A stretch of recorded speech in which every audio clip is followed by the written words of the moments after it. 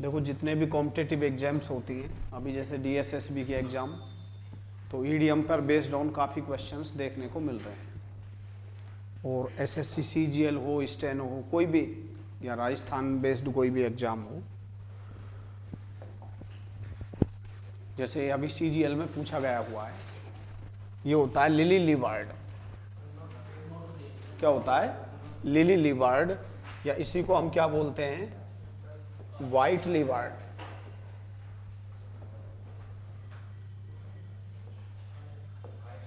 White leeward. ठीक। इसका अर्थ ये होता है एक व्यक्ति जिसके अंदर हिम्मत नहीं है, जो बहादुर नहीं है। ठीक है। सीजीएल में तो ये दे रखा था, ये वाला ऑप्शन, नॉट ब्रेव, जो क्या नहीं है? बहादुर नहीं है। तो लिख लें आप लिली लीवार्ड और व्हाइट लीवार्ड। बाकी का हम इसका अर्थ क्या जानेंगे, यहां ध्यान दे लें। कायर, क्या? कायर या डरपोक, क्या बोलेंगे हम? या तो कायर या डरपोक। अब कायर या डरपोक के लिए इंग्लिश वर्ड क्या क्या होते हैं वो देख लीजिए आप। देखो, टिमिड, ठीक है, टिमिड मीन्स कायर। क्रेवन, क्रेवन मीन्स भी क्या होता है? कायर। इसे हम बोलते हैं टिमेरस। टिमेरस मीन्स भी क्या होता है? कायर। कायर के लिए हम टिमिड शब्द का यूज करेंगे, क्रेवन का यूज करेंगे, टिमेरस का यूज करेंगे। पुसिलैनिमस, क्या बोलेंगे हम? पुसिलैनिमस।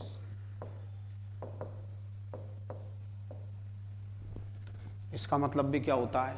कायर, डरपोक, मतलब पर्यायवाची है। टिमिड हो गया, क्रेवन हो गया, टिमेरस, पुसिलैनिमस। हाँ, कॉवर्ड, कॉवर्ड मीन्स भी क्या होता है? कायर। डेस्टर्ड, डेस्टर्ड का मतलब भी क्या होता है? कायर, जो भयभीत होता है, डेस्टर्ड।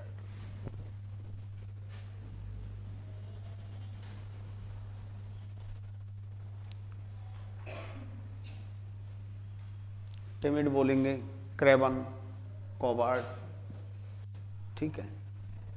अच्छा, कॉवर्ड तो नाउन होता है, लेकिन अगर मैं ये लिखूंगा तो इस तरह से, अ कॉवर्डली पर्सन, क्या? अ कॉवर्डली पर्सन, एक कायर व्यक्ति, एक डरपोक व्यक्ति। अब ये लिली लीवर्ड, ये मुहावरा होता है जिसका लीवर कैसा है? लिली। लिली मीन्स होता है व्हाइट, तो वो क्या होता है? डरपोक। डरपोक का मतलब है जो क्या नहीं है? One who is not brave, जो बहादुर नहीं है। मैंने वही ऑप्शन दिया है जो सीजीएल में पूछा गया है। तो क्या हो जाएगा? Not brave. जो बहादुर नहीं है वही क्या कहलाएगा? लिली लीवर्ड या white livered. Next, white livered. बताओ, आंसर दीजिए आप सभी। लैकिंग करेज, जिसमें क्या है? साहस की कमी है। लैक मीन्स क्या होता है? कमी या अभाव। तो जिस व्यक्ति में किसका अभाव है? साहस का। तो वो क्या कहलाएगा? White livered. ठीक है, लिख ले आप।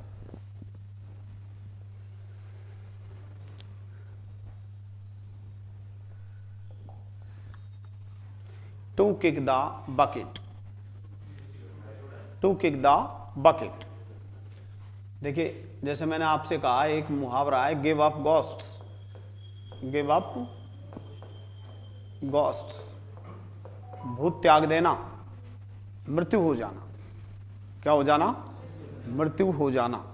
अब वैसे देखो, कभी भी इनका डायरेक्ट अर्थ नहीं निकलता है, जो फ्रेज होते हैं। आ रेड लेटर डे, तो ये नहीं निकलेगा एक लाल पत्र का दिन, एक महत्वपूर्ण यादगार घटना या दिवस।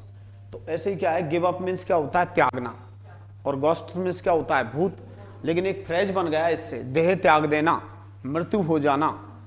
ऐसे ही एक वर्ड और बताया था मैंने आपको, गो बैली अप, गो बैली अप यानी मृत्यु हो जाना। इसी को हम क्या बोलते हैं, kick the bucket,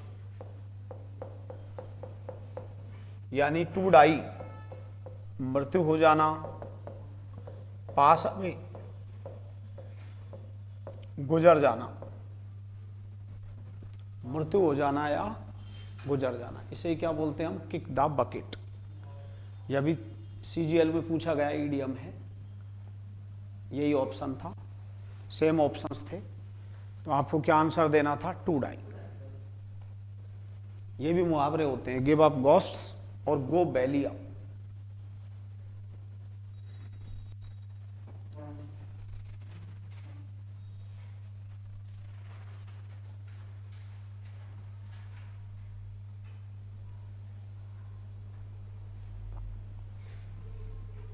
next one, miss the boat, चाहे आप बोट मिस करें चाहे बस मिस करें, तो इसका मतलब होता है एक सुनहरा मौका गवा देना, एक अच्छा जो अवसर था वो आपने क्या कर दिया, गवा दिया, तो ये क्या कहलाता है, मिस द बोट।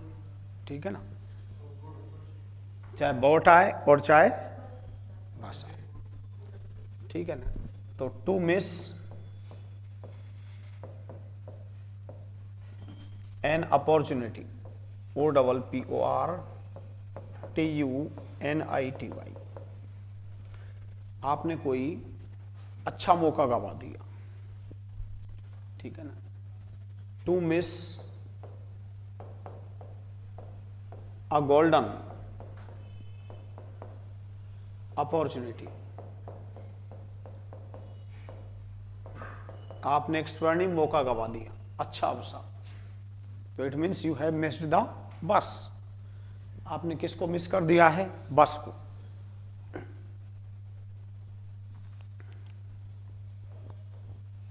ये आंसर हो जाएगा।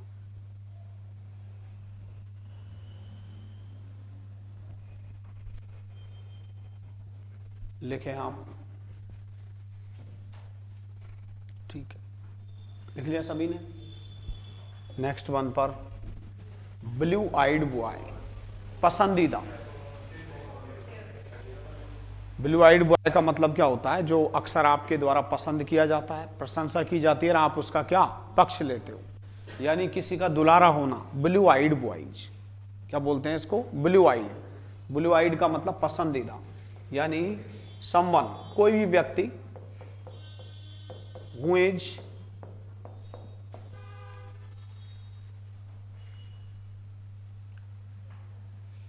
ठीक है, प्रेज्ड, एक व्यक्ति जिसकी प्रशंसा की जाती है, ठीक है। लाइक्ड, पसंद किया जाता है। एंड ऑफन, और अक्सर, फेवर्ड बाय यू, और जिसकी तुम्हारे द्वारा हमेशा क्या लिया जाता है, पक्ष लिया जाता है, तो ऐसा व्यक्ति क्या हो गया, फेवरेट, दुलारा, क्या हो गया, दुलारा, तो उसको ब्लू आइड बॉयज बोलते हैं, ब्लू आइड, तो यहां क्या हो जाएगा, फेवरेट्स।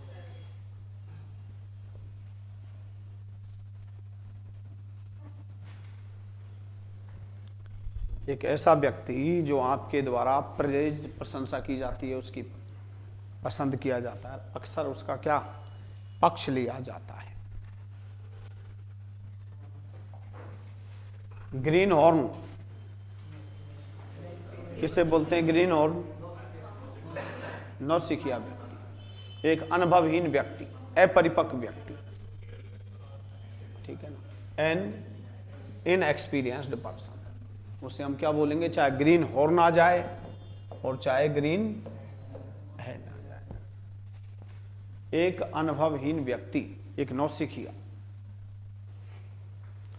कुछ वर्ड भी बताए थे मैंने नौसिखिया के लिए आपको, टायरो, नियोफाइट,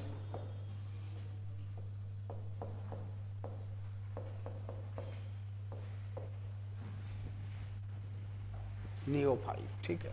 नोविस, भाई नौसिखिया, बिगिनर,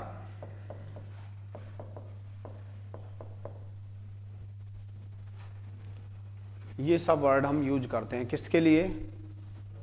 नौसिखिए, ग्रीन हॉर्न या ग्रीन हैंड।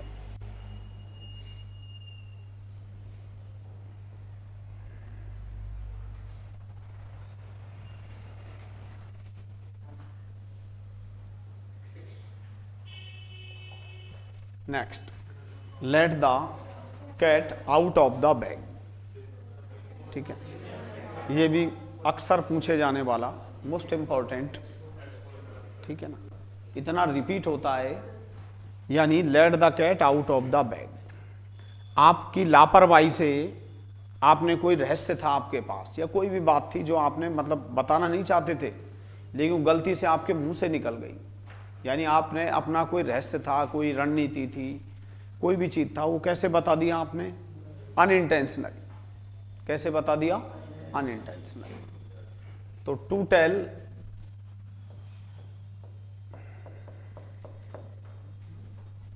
समवन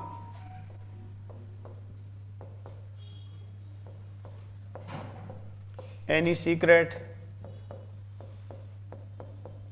या तो आप पास कोई रहस्य है,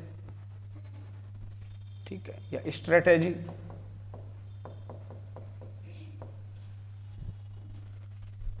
केयरलेसली, लापरवाही पूर्वक, या अनइंटेंशनली। अनइंटेंशनली यानी आपका कोई इरादा नहीं था लेकिन आपने उसको क्या बता दिया? अनइंटेंशनली।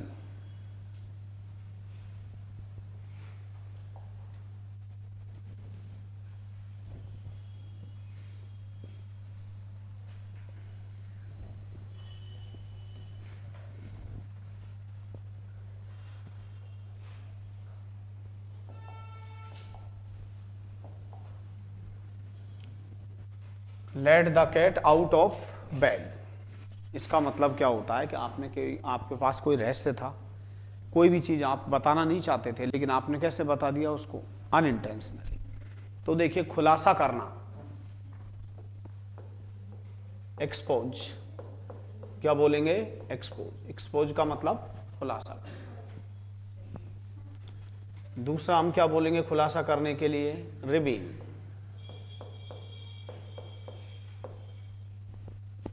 रिवील का मतलब भी खुलासा करना। अनवेल, कोई चीज पे पर्दा हुआ था, अब आपने उसको अनवेल कर दिया।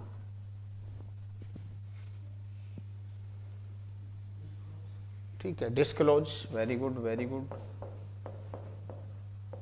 कोई डिस्क्लोज कर दिया आपने।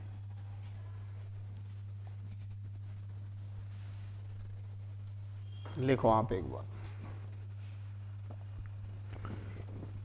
तो किसी को अनजाने में या लापरवाही पूर्वक आपने कोई रहस्य वगैरह बता दिया तो उसे हम क्या बोलेंगे? Let the cat out of bed. काफी इंपॉर्टेंट इडियम है।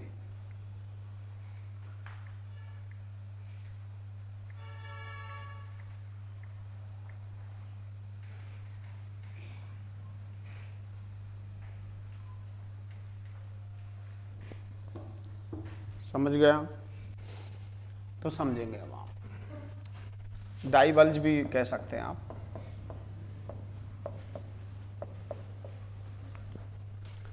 ऑप्शन के अनुसार चलते हैं। पहले तो आपने किसी रहस्य को क्या कर दिया? पर्दाफाश कर दिया, खुलासा कर दिया। तो हम क्या कहेंगे इसको? Let the cat out of bed. ठीक है। तो आपने क्या कर दिया? एक रहस्य को क्या कर दिया? उजागर कर।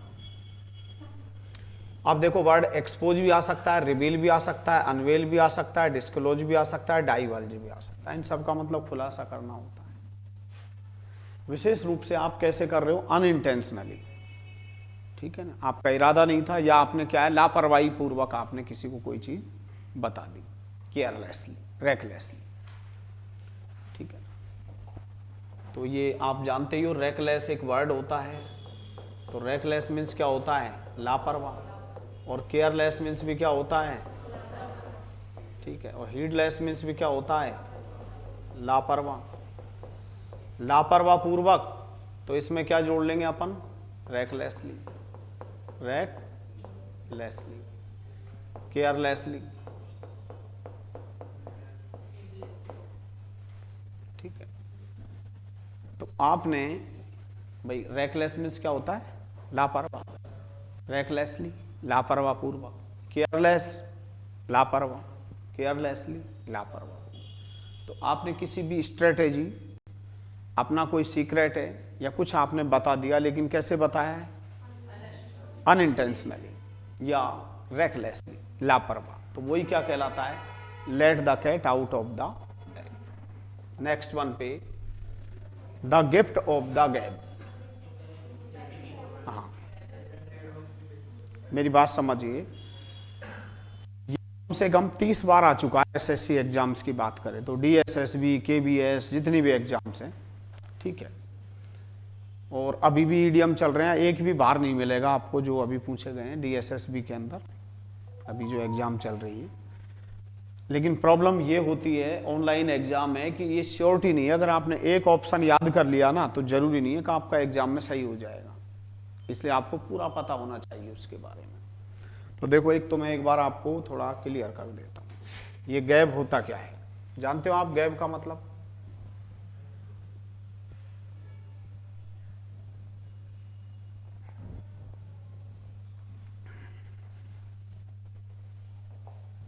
यहां ध्यान देंगे, गैप का मतलब होता है चैट, और चैट का मतलब क्या होता है, टू टॉक अ लॉट। अगर आप ज्यादा बातचीत करते हो तो वही क्या कहलाता है, चैट कहलाता है, ठीक है। तो गिफ्ट ऑफ द गैब का मतलब होता है कि आपके अंदर एक भाषण देने की कला है, योग्यता। कैसी कला है हमारे अंदर, भाषण देने की योग्यता, ठीक है। तो आपके अंदर एक टैलेंट है, क्या है, अ टैलेंट फॉर स्पीकिंग।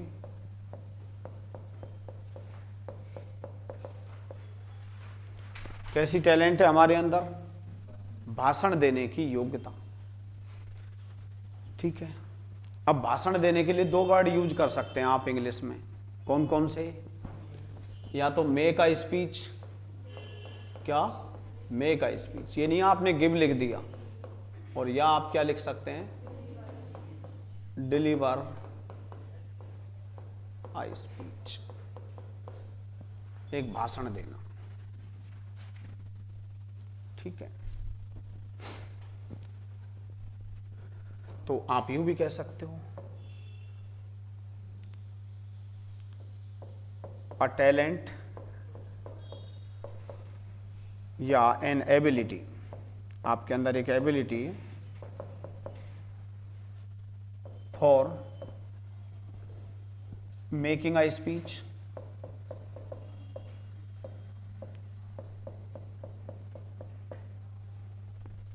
आपके अंदर भाषण देने की योग्यता है, कला है। तो भाषण देने के लिए आप कौन सा वर्ड यूज करेंगे, make a speech, deliver a speech, गैब, चैट। चैट का मतलब ही क्या होता है, टू टॉक अ लॉट, बहुत ज्यादा बात करते हैं तो चैट कहलाता है। आपने ये भी याद कर लिया, talent for speaking, a talent या an ability for making a speech, भाषण देने की कला, ठीक है। आप इसके लिए यूं भी कह सकते हैं, क्या लिख लिया सभी ने, टू स्पीक इंप्रेसिवली। यदि आप प्रभावशाली तरीके से बोल रहे हैं तो इसे भी क्या बोलते हैं, इंप्रेसिवली।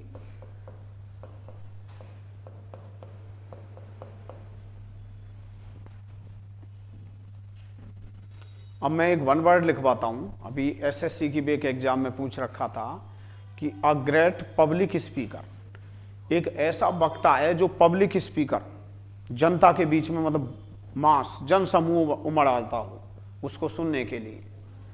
एक बड़ा वक्ता होता है जिसको सुनने के लिए बहुत संख्या में लोग उमड़ जाते हैं, मतलब ठीक है, गैदर हो जाते हैं, तो उसे ऑरेटर बोलते हैं, क्या, अ ग्रेट पब्लिक स्पीकर, एक महान वक्ता, ओरेटर, वन वर्ड का वन वर्ड बनता है।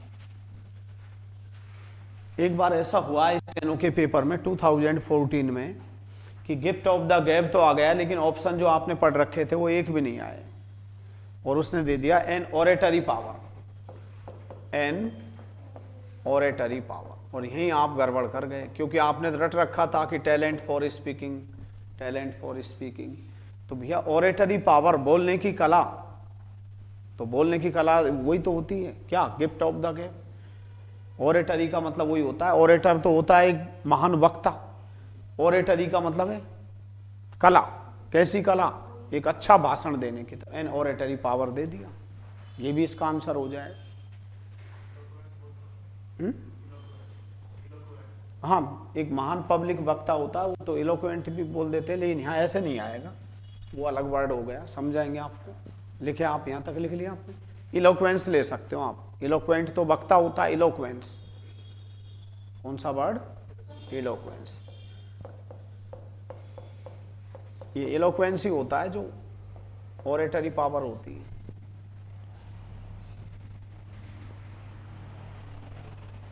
अब अपने एक वन वर्ड और लिखता हूं, मैं खुद बोलता हूं कि I don't have any volubility like you, मैं तुम्हारे जैसी बोलने की कला नहीं रखता हूं, ठीक है। तो एक वन वर्ड है, लिख लीजिए आप, the ability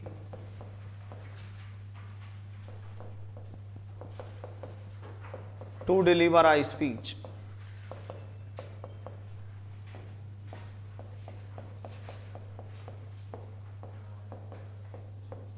the ability to deliver a speech, भाषण देने की कला। काफी बार पूछा गया है, सीजीएल मालिया एमटीएस के पेपर में पूछा गया है, वॉल्यूबिलिटी, क्या बोलेंगे इसको हम, वॉल्यूबिलिटी।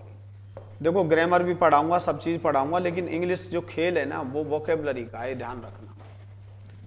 अभी जो डीएसएसबी का पेपर है, अगर आपको वोकेबलरी नहीं आती है तो ऐसा लगेगा काला अक्षर भैंस बराबर, कुछ समझ नहीं आएगा। बहुत वाइटल रोल, और लैंग्वेज को आप कल्पना ही नहीं कर सकते, क्योंकि अगर मैं बोल पा रहा हूं तो मैं हिंदी मुझे आती है, मैं जर्मन तो बोल ही नहीं पा रहा, क्योंकि जब शब्द ही नहीं होंगे तो हम कैसे बोल पाएंगे। लेकिन आप क्या रटी रटाई चीजें पढ़ते हैं मीनिंग में, जैसे पिछले क्लास में ब्रेव शब्द याद कर लिया, कायर के लिए कॉवर्ड याद कर लिया, बाकी के वर्ड आप न तो इंग्लिश के मुहावरे पढ़ते न वन वर्ड पढ़ते, इसलिए हमें इजी क्वेश्चन भी क्या लगते हैं, डिफिकल्ट। अब उसने ये वन वर्ड पूछ लिया, the ability to deliver a speech, एक भाषण देने की कला, तो इसे क्या कहेंगे, वॉल्यूबिलिटी। तो ये इसका मतलब यही तो हो गया गिफ्ट ऑफ द गैब का मतलब क्या, वॉल्यूबिलिटी। अब मैंने आपको सब तरह से बता दिया, अब आप कभी भी गलत नहीं कर सकते, क्योंकि ऑप्शन इस तरह का मिलेगा जो आप बिना किसी दिक्कत के सही कर देंगे। तो यहाँ क्या हो जाएगा, a talent for speaking, no love lost between, no love lost between, समझ लीजिए। अभी राजस्थान में एक फर्स्ट ग्रेड लेक्चरर के पेपर में नो लव लॉस्ट के बाद प्रपोजिशन पूछ लिया, तो मैं यहाँ कोई मदद नहीं कर पाऊंगा आपकी, क्योंकि तो मुहावरा बना पड़ा है, इसमें कोई नियम नहीं चलेगा। नो लव लॉस्ट आ जाए तो आंख बंद करके किसका यूज करिए, बिटवीन का। नो लव लॉस्ट बिटवीन का मतलब ये है कि now you are not on friendly terms, now you are not only now you are not on good terms, ठीक है। यानी अब आपके अंदर न तो कोई प्रेम की कोई भावना बची है, सारी चीजें खत्म हो जाती है जब नो लव लॉस्ट बिटवीन आता है। जो पहले आप सम्मान देते थे वो सम्मान वाली भावना खत्म हो गई, जो मतलब सारी भावनाएं खत्म हो जाती है इसमें, चाहे रेस्पेक्ट हो, चाहे प्रेम हो, ठीक है, चाहे स्नेह हो, जो भी है। तो नो लव लॉस्ट बिटवीन का मतलब है, समझ लीजिए, अच्छे संबंध न रहना, लिख लीजिए, अच्छे संबंध न रहना।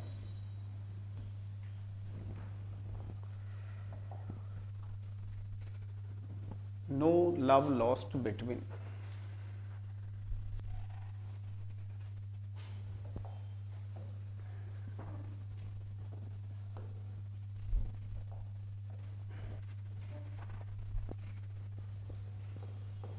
Not on friendly terms.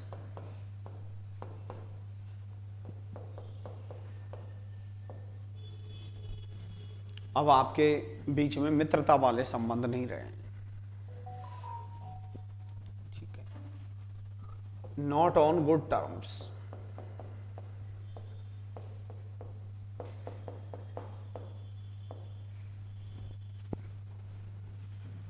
ठीक है, यानी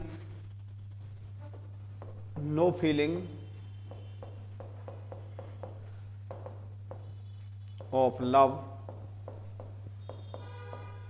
एडमिरेशन एंड रेस्पेक्ट।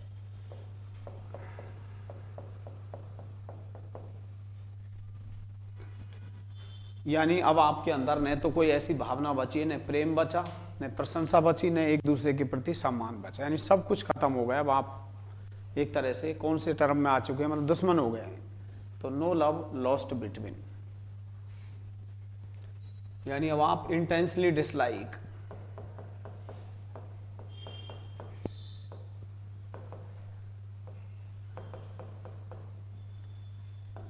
अब आप तीव्र रूप से एक दूसरे को क्या करते हैं, नापसंद करते, वो भी इंटेंसली, तीव्र रूप, बहुत ज्यादा। तो इसे हम क्या बोलेंगे, नो लव लॉस्ट बिटवीन। क्या आंसर हो जाएगा, तो now you are not on good terms. जो स्टेनो की तैयारी कर रहे हैं, 5 से लेके 7 क्वेश्चंस आपके इसमें देखने को मिलते हैं। किस पर, ईडियम्स। नेक्स्ट वन, एट आ स्ट्रेच। अभी 1-2 दिन पहले मैंने पढ़ाया था आपको, लगातार, कंटिन्यूअसली,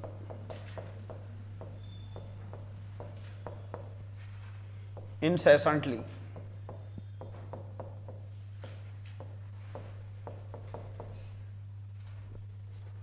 लगातार, बिना रुके, कंटिन्यूअस, इंसेसेंटली।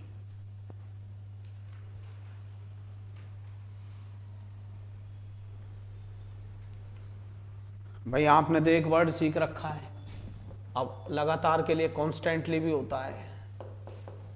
क्या होता है, कॉन्स्टेंटली। लगातार के लिए परसिस्टेंटली भी होता है।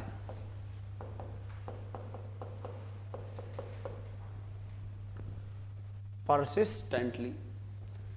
लगातार के लिए कंटिन्यूअसली भी होता है।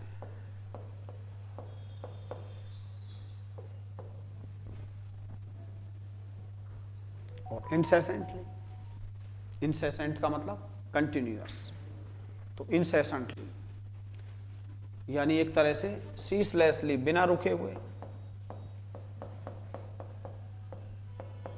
और लगातार है तो उसको क्या बोलते हैं, पेरेनियल, परपेचुअल। ये सब सिनोनिम से आगे पढ़ाऊंगा मैं आपको। परपेचुअल, लगातार, कंटिन्यूअसली, इंसेसेंटली।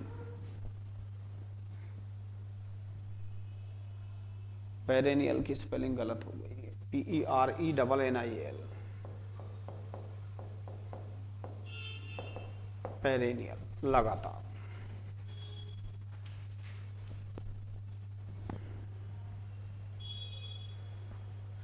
आपने कहा it is raining at a stretch, it is raining at a stretch, यानी लगातार क्या हो रही है, बारिश हो रही है।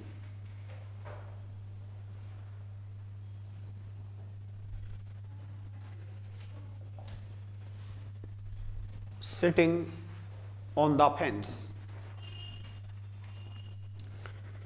इसमें आप क्या है, न्यूट्रल रहते हैं, किसी का भी पक्ष लेने से बचते हो आप, ठीक है ना। सिटिंग ऑन द फेंस, तो ये पहले तो हिंदी में लिख लो आप, किसी का भी पक्ष न लेना।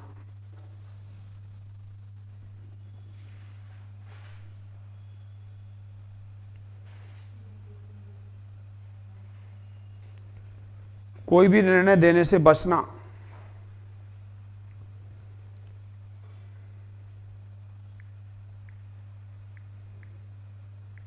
कोई भी पक्ष देने से बचना, मतलब निर्णय देने से बचना, सॉरी। तटस्थ रहना,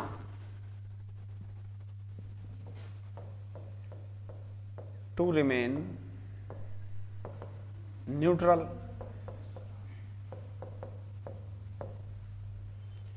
तटस्थ रहना। अवॉइड मेकिंग एनी डिसीजन या जजमेंट, कोई फैसला देने से बचना। तटस्थ हैं आप, मतलब आप चाहते नहीं हो कि आप किसी के पक्ष में भी क्या दें, फैसला दें, क्योंकि आप क्या रह रहे हो, टू रिमेन न्यूट्रल। तो अगर आप ऐसी स्थिति में पहुंच गए कि दोनों साइड में आप किसी का भी क्या नहीं ले रहे, पक्ष नहीं ले रहे, तो you are sitting on the fence. तो बताओ, हेजिटेटिंग।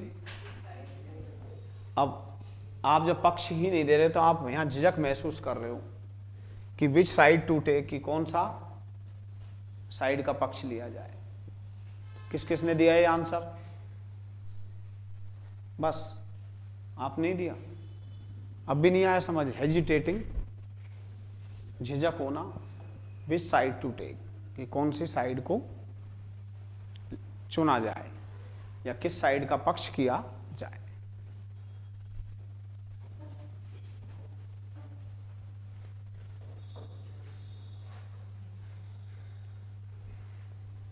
नेक्स्ट, एट स्टेक, दाव पर, खतरे में।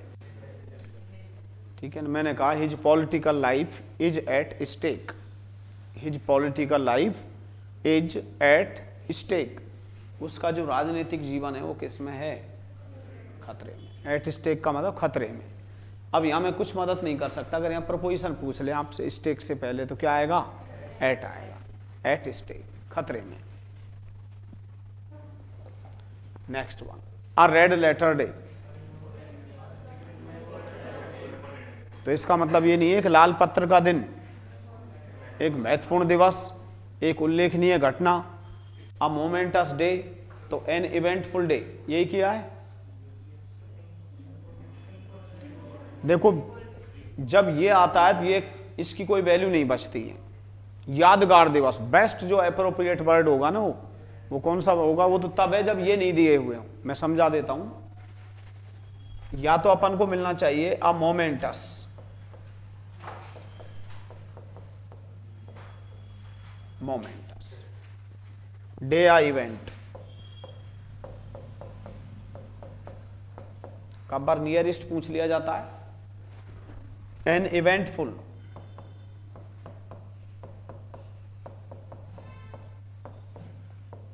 डे या इवेंट, एक यादगार दिवस।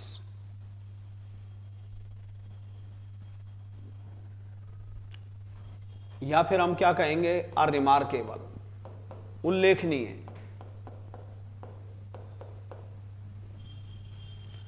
डे या इवेंट, या अ मेमोरेबल,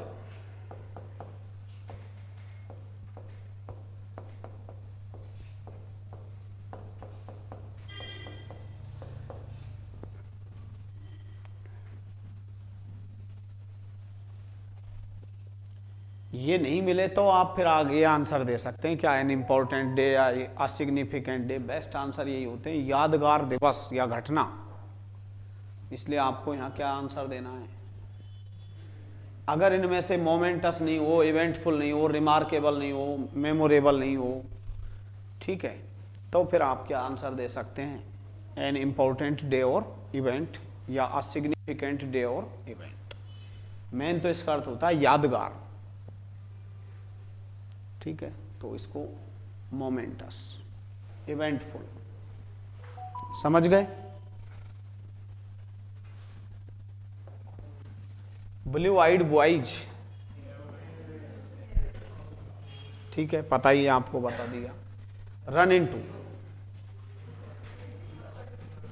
देखो वैसे तो रन इनटू के काफी सारे अर्थ निकलते हैं, मैं क्लियर करूंगा, लेकिन रन इनटू का मतलब यहां क्या है, कर्ज में डूबना, रन इनटू डेट, तो इसको क्या बोलते हैं, इनकर।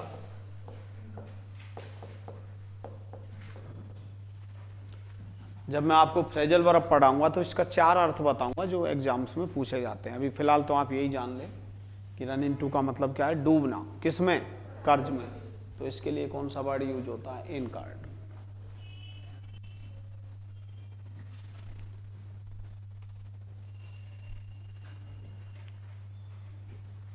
इनकर शब्द का यूज होता है, INCURR। Next one, carry out, क्या होता है कैरी आउट का, बताइए। एक्सिक्यूट, वेरी, विशेषकर क्रियान्वयन करना, क्या करना, क्रियान्वयन, execute. Carry out my orders, पालना करना आधिकारिक रूप से, परफॉर्म ड्यूटीज, एक्सिक्यूट या परफॉर्म ड्यूटीज।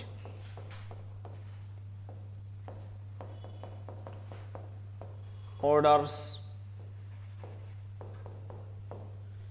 एक्सिक्यूट, ऑर्डर्स, क्या आएगा इसका, execute.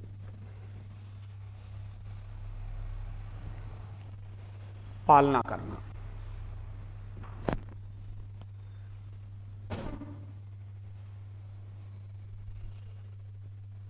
Next, over head and years, over head and years,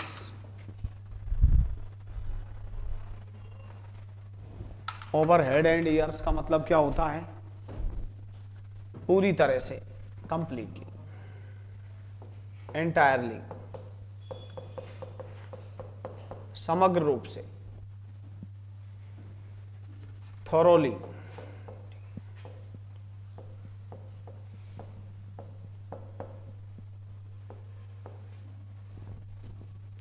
पूरी तरह से, कंप्लीटली, एंटायरली, थोरोली,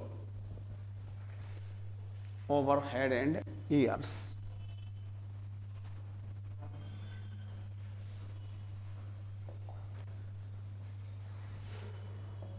बताओ पहले,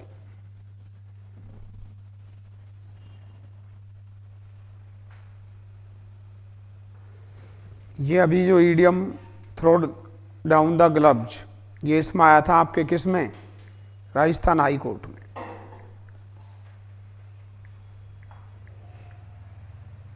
किस में आया था, राजस्थान हाई कोर्ट के अंदर। बताओ क्या अर्थ होता है इसका।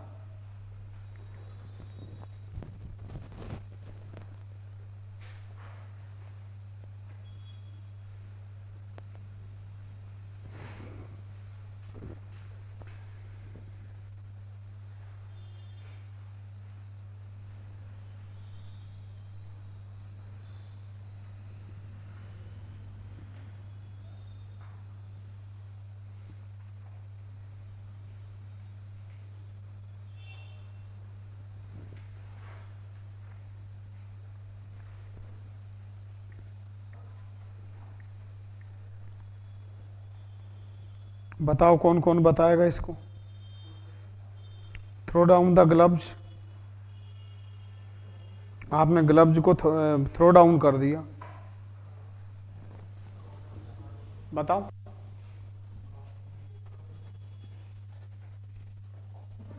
बताओ क्या होगा इसका।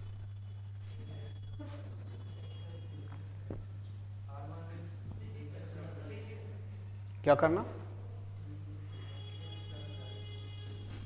बताओ जल्दी से बताओ।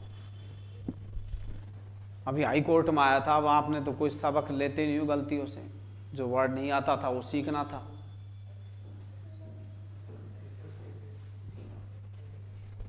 चुनौती देना, चैलेंज। और ये सेकंड शिफ्ट में आया था, चैलेंज, डिफाई,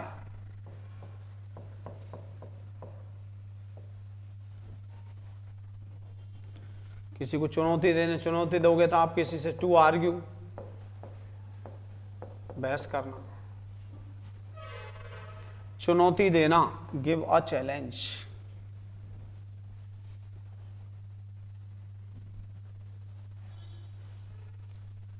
इसको डिफाई भी बोलते हैं, DEFY। डिफाई का मतलब चुनौती देना, चैलेंज करना।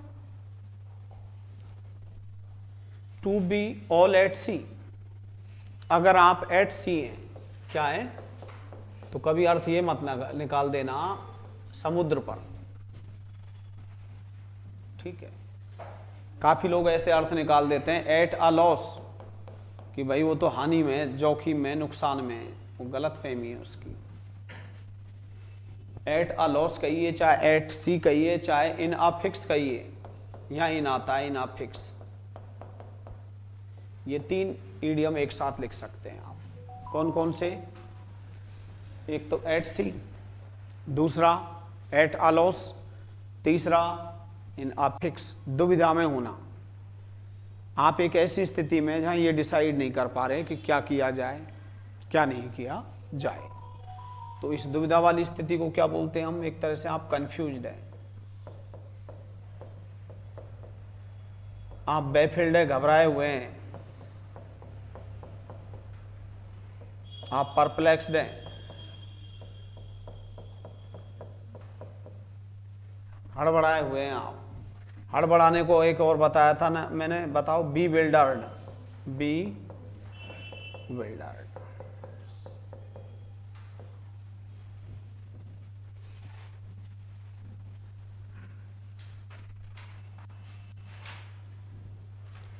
पूरी तरह से आप क्या है, हड़बड़ाहट में, कंफ्यूज्ड है, बेफिल्ड है, घबराए हुए हैं, परप्लेक्स्ड है, बी विल्डर्ड है, ठीक है। नॉट नोइंग, अब ये नहीं जान पा रहे हो आप व्हाट टू डू, कि क्या किया जाए।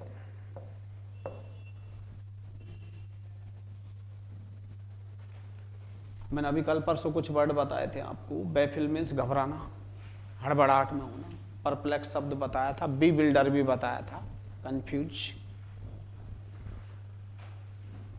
तो क्या होगा यहां? Lost and confuse, unable to decide. चलो ठीक है। In a state of perplex, state अवस्था, परप्लेक्सिटी, कैसी अवस्था में आप? परप्लेक्सिटी वाली अवस्था, कंफ्यूजन वाली स्थिति में, उसे क्या बोलेंगे? At sea, at a loss, in a fix. लड़के क्या सोच लेते हैं कि एट अ सी मतलब वो समुद्र पर है, एट सी। नो, कंफ्यूज्ड है, परप्लेक्स्ड है, बी बिल्डर्ड है, और a man in the street, आम आदमी।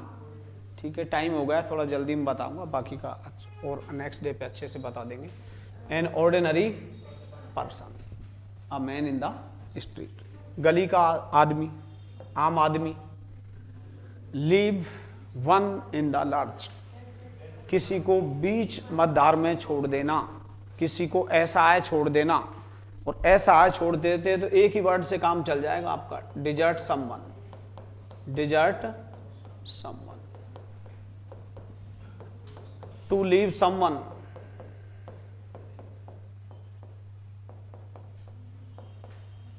हेल्पलेसली,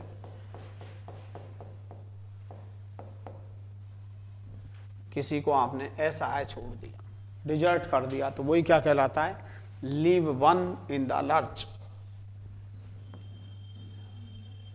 ठीक है, यानी टू अबंडन समवन, आपने किसी को त्याग दिया, छोड़ दिया।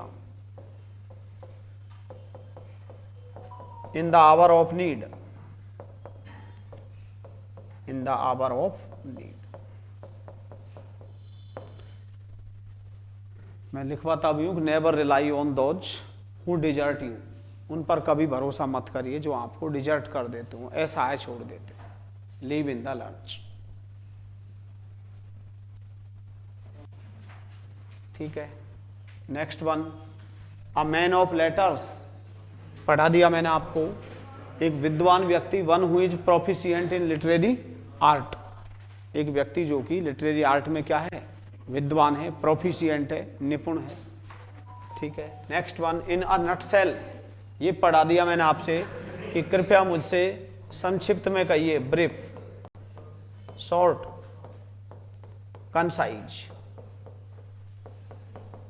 बोला करो, please tell me in a nutshell, कृपया मुझे क्या संक्षिप्त में कहिए, कंसाइजली कहिए, ब्रीफ, शॉर्ट, कंसाइज। 18 में सीजीएल मेंस में भी पूछ रखा है 2018 मेन पेपर में, इन अ नटसेल। ऑप्शन में ब्रीफ ही था, आएगा तो पेपर इजी लगेगा। डाई हार्ड, पुरानी आदतें मुश्किल से जाती हैं, एक मुहावरा है इस पे। ओल्ड हैबिट्स, भले याद कर लेना इसको, ओल्ड हैबिट्स डाई हार्ड, पुरानी जो आदतें हैं वो मुश्किल से जाती हैं। तो मुश्किल से जाएंगी तो आप क्या हैं, अनविलिंग, आप अनिच्छुक हैं किसके, टू चेंज, बदलने के, परिवर्तन के आप क्या हैं, अनिच्छुक हैं। तो इसे ही हम क्या बोलते हैं, ओल्ड हैबिट्स डाई हार्ड, यानी पुरानी आदतें मुश्किल से जाती हैं, unwilling to change.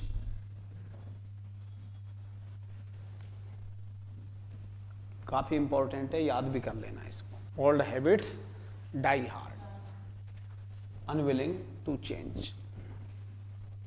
Next one, iron will, दृढ़ निश्चय, स्ट्रॉन्ग डिटर्मिनेशन या स्ट्रॉन्ग विल, आपके अंदर कैसी इच्छा शक्ति है, दृढ़ इच्छा शक्ति वाला जो व्यक्ति होता है उसे हम क्या बोलते हैं, आयरन विल, जिसके मजबूत इरादे होते हैं। ठीक है, और मैं डिटेल में बता दूंगा, अभी टाइम हो गया इस वजह से। व्हील एंड वू, सुख दुख, क्या, व्हील एंड वू का मतलब कभी खुशी कभी गम, ज्वाइज एंड सोरोज। ठीक है, प्रॉस्पेरिटी, यानी कभी तो खुशहाली है जीवन में, प्रॉस्पेरिटी एंड एडवर्सिटी।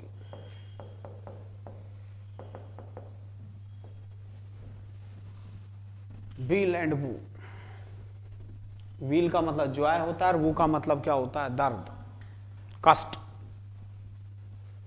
और आगे बताएंगे अच्छे से। एक्किल्स हील, मैंने आपको बता दिया, कमजोर पहलू, एक ऐसा कमजोर बिंदु जो आपकी असफलता का कारण बनता हो, वीक स्पॉट, लिखवा रखा है ना, एक्किल्स हील लिखवा रखा है, कमजोर पहलू, कमजोर बिंदु। फॉर गुड, अब एक भाई इसका अर्थ करेगा फॉर गुड, अच्छे के लिए नहीं, परमानेंटली। ठीक है ना, he has gone to the US, he has gone to the US, वह संयुक्त राज्य अमेरिका यानी अमेरिका में चला गया है, for good, permanently.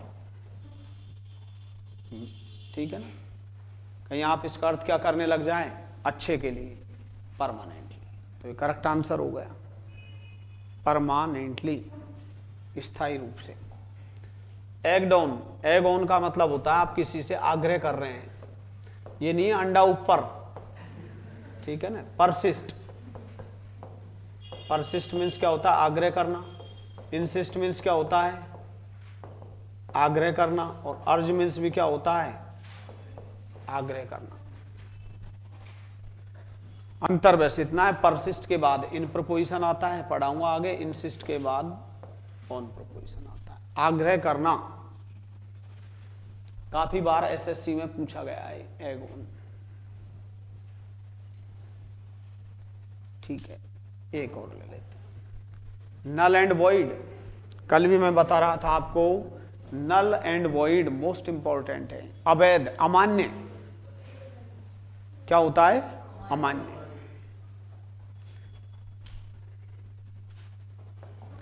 Invalid,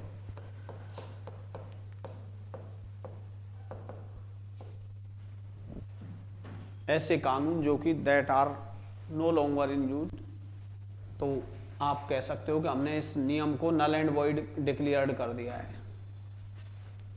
null and void का मतलब अमान्य। इनवैलिड, ठीक है। That which is contrary to the law, जो कानून के क्या हो, विपरीत हो, अमान्य, इनवैलिड। तो आज के लिए इतना ही, ठीक है। ये मैंने आपको 30 इडियम्स एक साथ करवा दिया।